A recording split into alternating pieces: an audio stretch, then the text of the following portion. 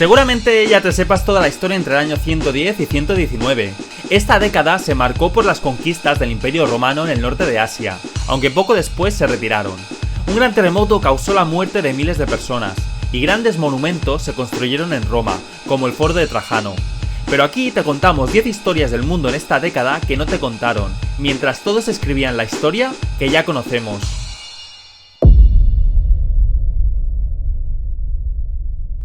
En su apogeo, el Imperio Romano trazó un entramado de rutas que superaban los 75.000 kilómetros, cifra que equivaldría a dar casi 2 vueltas completas alrededor de la Tierra, extendiéndose desde las brumosas tierras de Britania hasta el exótico Egipto.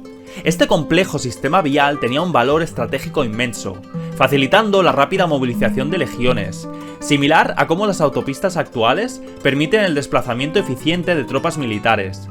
También se usaba para transferencia eficiente de noticias y mercancías. Los romanos, maestros en la construcción, utilizaron técnicas avanzadas para la creación de estas. Tal es el caso de la Vía Apia, que sigue en pie hoy en día, resistiendo el paso del tiempo tal como la Gran Muralla China. Estas vías facilitaron el comercio entre provincias, haciendo posible la distribución de bienes de consumo, desde trigo hasta vino, a lo largo de todo el imperio, similar al papel que juegan las redes ferroviarias en el mundo moderno.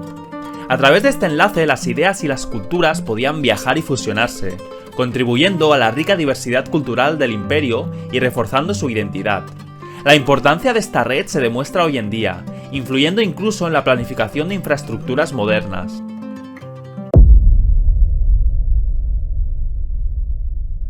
En el corazón de Asia, la ciudad de Luoyang se convirtió en un epicentro comercial durante la dinastía Han. Con sus bulliciosos mercados y su próspera industria de la seda, la ciudad fue un faro de actividad económica. Partían regularmente caravanas llenas de preciados bienes de la región, jengibre chino, canela y la lujosa seda, una mercancía que simbolizaba el opulento imperio chino. Estas caravanas atravesaban la difícil geografía de Asia Central, desafiando al clima y las amenazas de bandidos. A miles de kilómetros, Roma se destacaba por su comercio de oro, plata, delicadas piezas de cristalería, cerámica de alta calidad, lujosas telas y gemas en hueco grabado, una técnica de tallado que realzaba la belleza de estas piedras preciosas. Los mercaderes romanos esperaban ansiosos la llegada de estas caravanas chinas. El intercambio entre Oriente y Occidente era mutuamente beneficioso, forjando una red de comercio que se extendía por todo el continente asiático. Las fuentes señalan que aproximadamente el 70% de la seda producida se destinaba a este comercio intercontinental. Aunque el jengibre y la canela eran menos conocidos en Roma, su demanda creció exponencialmente gracias a estas rutas, agregando un toque de sabor oriental a la cocina y la medicina romana. Las caravanas de Luoyang a Roma no solo movilizaron mercancías, sino también ideas, cultura y tecnología, dando forma a lo que hoy conocemos como la histórica Ruta de la Seda.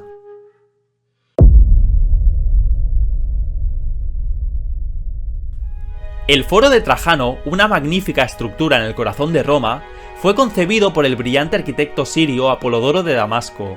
Esta obra monumental fue finalizada en el año 112 bajo el reinado del emperador Trajano, aunque de esto seguro que ya te habías dado cuenta. El propósito principal de este foro, como otros en Roma, era servir como centro de la vida pública. Sin embargo, el foro superaba en majestuosidad a los anteriores, abarcando cerca de 300 metros de largo y 185 metros de ancho. Este lugar ostentaba magníficas estructuras, como la Basílica Ulpia, el Mercado y la Columna, que explicaremos en la siguiente historia. El arquitecto, famoso por sus innovadoras técnicas constructivas, fue fundamental en la creación de este ícono del imperio. Utilizó métodos sofisticados y materiales resistentes como el mármol de Carraca, para asegurar su durabilidad. A pesar de la devastación de siglos, aún se conserva aproximadamente el 30% de la estructura original, lo que nos proporciona una invaluable visión de la opulencia en la Roma antigua. Estas reliquias históricas atraen a más de 5 millones de visitantes cada año. Si quieres sentir la grandiosidad de una época perdida, solo tienes que visitar Roma. Pero evita hacerlo en verano.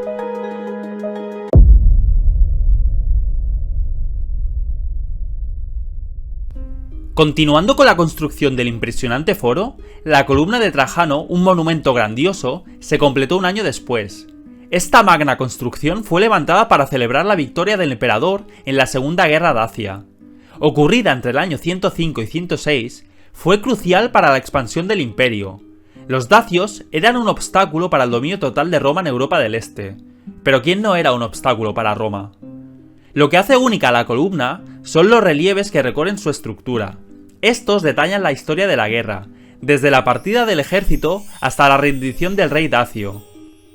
Este inmenso monumento mide aproximadamente 38 metros de alto, sin contar la base, y está esculpido en mármol. Para que lo entendamos todos, una referencia moderna con 38 metros podría ser un piso de 12 plantas.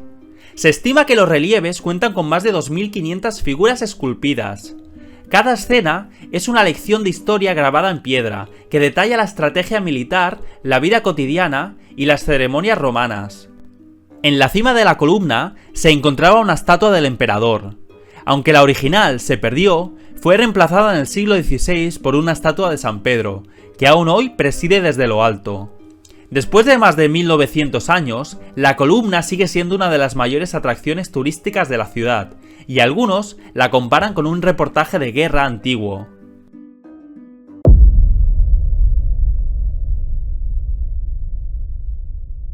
En el año 114, Trajano ambiciosamente lanza su mirada hacia el este, más aún. Su objetivo, el poderoso Imperio Parto, un enemigo ancestral de Roma, y las ricas tierras de Armenia y Mesopotamia. La premisa de su campaña fue simple pero audaz: expandir los límites del Imperio Romano hasta su máximo esplendor, y sería en esta década cuando lo consiguieron. Trajano adoptó una estrategia militar sofisticada y efectiva. El inicio de la ofensiva parta es testigo de una arrolladora victoria romana en Armenia. El trono de la última, por tanto, se rindió a la imposición de un monarca títere romano. Esta conquista representó un punto de inflexión. El ejército romano incrementó su tamaño en un 30%, gracias a los acuerdos de sumisión y alianza. Ahora el objetivo se centró en Mesopotamia. A pesar de la resistencia, las legiones romanas, con su disciplina y táctica, lograron tomar las principales ciudades, incluyendo la capital, próxima a Bagdad. En el año 116, Trajano alcanza el Golfo Pérsico, algo nunca antes conseguido por el imperio. Por primera vez, las águilas romanas se posaron en las costas persas. Sin embargo, las conquistas en Mesopotamia no durarían para siempre. A pesar de las victorias, la resistencia parta y las revueltas locales terminarían por erosionar el control romano.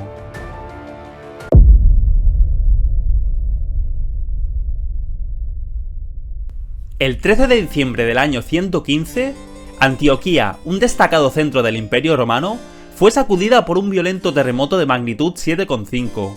El cataclismo, categorizado como extremo según la escala sismológica de Mercalli, provocó la muerte de aproximadamente 260.000 personas, convirtiéndose en uno de los desastres naturales más mortíferos de la antigüedad. Sorprendentemente, el emperador Trajano y su sucesor Adriano, quienes estaban en la ciudad en este momento, lograron sobrevivir con heridas leves. Antioquía se ubicaba en un punto de confluencia de tres fallas tectónicas principales. Esta ubicación geográficamente precaria hizo que la ciudad fuera susceptible a frecuentes terremotos a lo largo de su historia. En su obra Historia Romana, Dion Casio escribió que el terremoto comenzó con un estruendoso rugido y fue seguido de una intensa agitación del suelo. Los árboles fueron arrancados y lanzados por el aire, y las personas fueron derribadas al suelo. Trajano logró escapar a través de una ventana, y temiendo las réplicas, se refugió en el hipódromo. La reconstrucción de la ciudad fue iniciada por él mismo y completada por Adriano.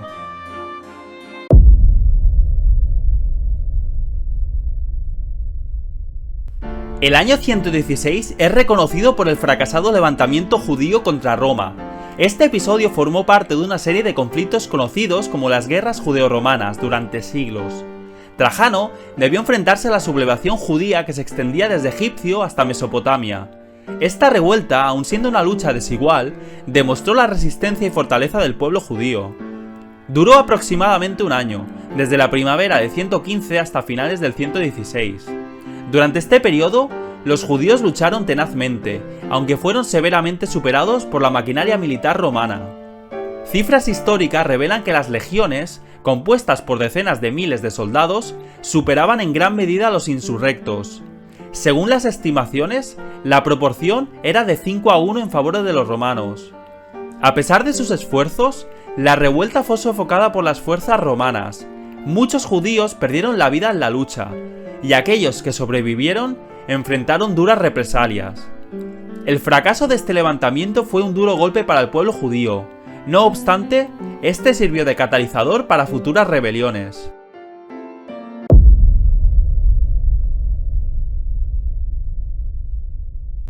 Adriano ascendió al trono en el año 117, sucediendo a Trajano, que como hemos visto era conocido por su apetito de conquistas. El nuevo emperador, en cambio, escogió un camino diferente. Decidió fortalecer lo que ya tenía en lugar de buscar más. Renunció a las incursiones belicosas y adoptó una política de atrincheramiento. Este cambio radical en la política imperial no fue un capricho. Adriano percibió que la expansión continua amenazaba la estabilidad del imperio. En lugar de estirar las fronteras, optó por solidificarlas. El resultado fue una notable red de fortificaciones a lo largo de las fronteras del imperio. Se estima que bajo su reinado se construyeron o reforzaron más de 3.000 kilómetros de murallas y fortificaciones. Pero no fue solo la defensa física lo que interesó a Adriano. También comprendió la importancia de la integración cultural para consolidar su dominio. Promovió activamente las artes y la cultura grecorromana, tanto dentro como fuera de Italia. Fomentó la educación, la literatura y la filosofía, ayudando a los pueblos conquistados a sentirse parte del imperio. De esta manera, Adriano pasó de ser un sucesor de un emperador expansionista a un líder que comprendió el valor de consolidar desde dentro.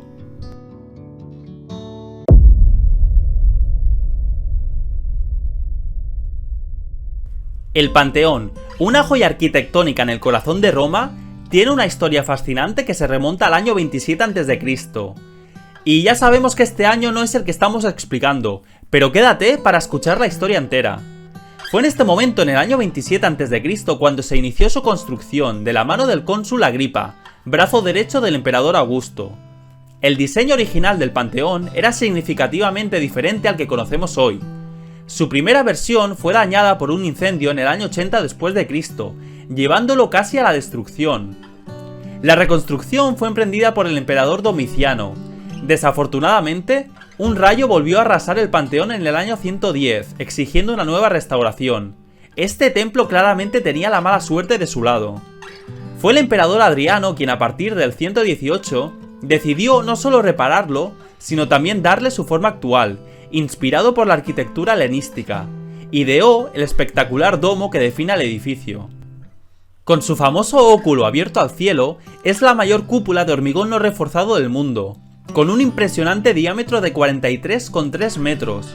Este dato sigue sorprendiendo a los expertos en arquitectura, pero como yo no soy ningún experto en arquitectura, a mí no me sorprende. A lo largo de los siglos, el Panteón ha sufrido modificaciones y adaptaciones, pero ha resistido el paso del tiempo y las inclemencias del clima, manteniéndose como un monumento impresionante e icónico.